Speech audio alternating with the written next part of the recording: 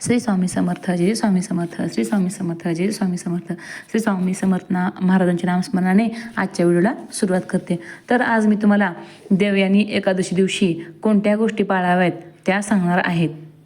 2 दिवसावर देवयानी एकादशी आलेली आहे, म्हणजेच रविवारी आज आहे गुरुवार, 2 दिवसामध्ये एकादशी आहे. एकादशीला काय नियम करायचे त्याच्याविषयी मी तुम्हाला थोडंसं सांगणार आहे.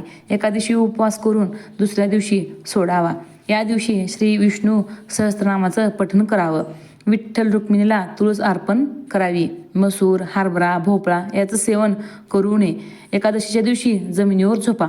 कोणावरही टीका करू नये किंवा खोटं बोलू नका.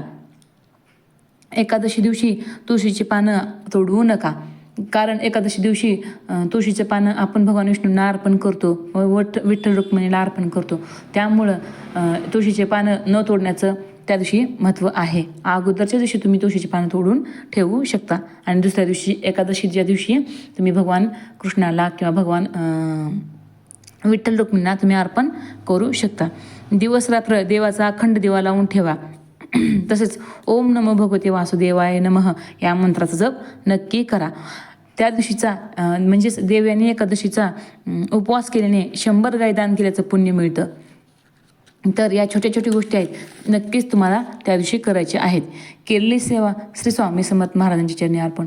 व्हिडिओ आवडला असेल तर लाईक करा, शेअर करा, सबस्क्राईब करा आणि कमेंट बॉक्समध्ये श्री स्वामी समर्थ लिहायला विसरू नका.